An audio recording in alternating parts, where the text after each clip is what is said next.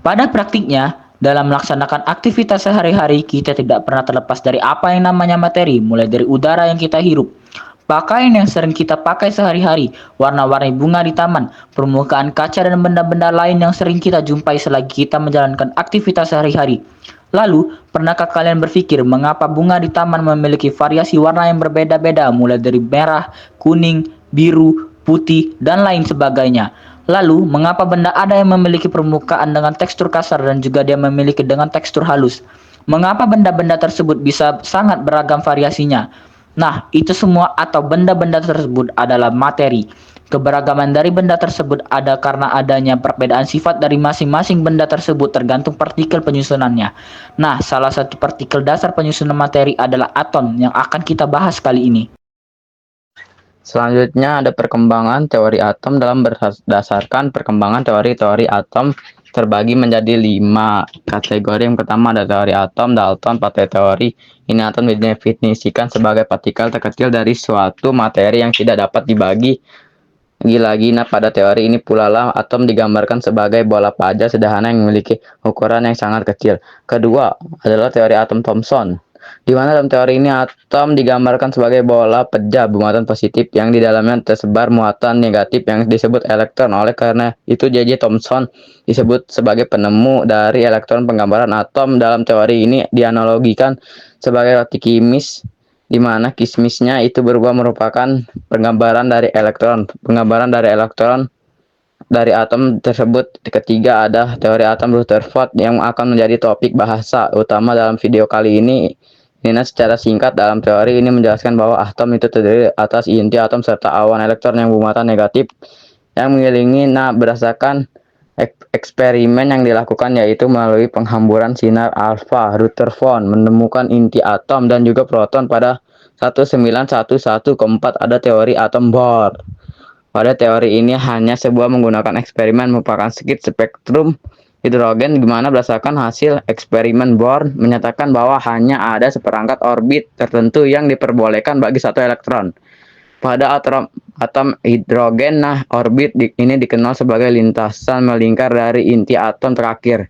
Ada teori atom mekanika kuantum. Nah, berdasarkan teori ini dinyatakan bahwa tidak dapat ditentukan kedudukan sesuatu momen secara sama, tetapi yang dapat ditentukan adalah kebolehjadian menemukan elektron pada jarak tertentu dari inti atom.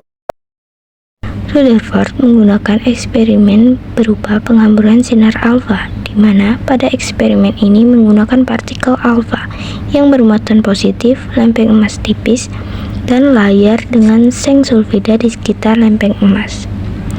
Ketika sinar alfa ditembakkan dari sumber radioaktif dan mengenai lempeng emas, sebagian besar cahaya menembus lempeng emas dan sebagian kecil dihamburkan kembali, dan sebagian lainnya dibelokkan. Banyaknya partikel yang dapat menembus emas tipis mengartikan bahwa atom sebagian besar adalah ruang kosong. Selanjutnya, untuk cahaya yang dibelokkan dan dihamburkan, diambil kesimpulan bahwa ada sesuatu yang keras di dalam atom. Hal ini diyakini sebagai inti atom yang bermuatan positif.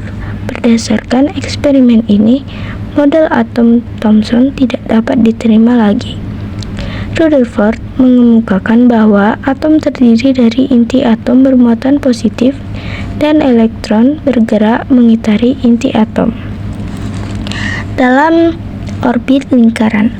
Massa atom terpusat pada inti atom dan berada pada jarak yang cukup jauh dari inti atom. Selanjutnya ada model atom Rutherford. Berdasarkan teorinya, Rutherford menemukan bukti bahwa di dalam atom terdapat inti atom yang bermuatan positif yang berukuran jauh lebih kecil daripada nomor ukuran atom. Tetapi nomor massanya hampir seluruhnya berasal dari massa intinya. Nah, berdasarkan temuan tersebut, Rutherford menyusun teori atom untuk memperbaiki model atom Thomson. Teori atom Rutherford menggambarkan atom terdiri atas inti yang bermuatan positif yang berada di pusat atom serta elektron yang bergerak melintasi inti atom. Seperti halnya sistem tata surya di mana planet-planet mengitari matahari yang menjadi pusat dari sistem tata surya tersebut. Berikut ciri-ciri atom Rutherford. 1. Inti atom. Inti ini mengandung sebagian besar massa atom dan muatan positif yang besar. 2. Elektron mengorbit. Elektron ini memiliki muatan negatif dan secara kuantum memiliki tingkat energi tertentu. 3. Banyak ruang hampa. Sebagian besar ruang dalam atom adalah hampa yang memungkinkan partikel-partikel bermuatan melaluinya tanpa mengalami hambatan atau pembelokan signifikan. 4. Pembelokan partikel alfa. Hasil eksperimen ini menunjukkan bahwa sebagian besar partikel alfa melalui bahan yang sangat tipis tanpa mengalami pembelokan yang signifikan, sementara beberapa partikel alfa mengalami pembelokan tajam. 5. Tidak menjelaskan perilaku elektron secara detail.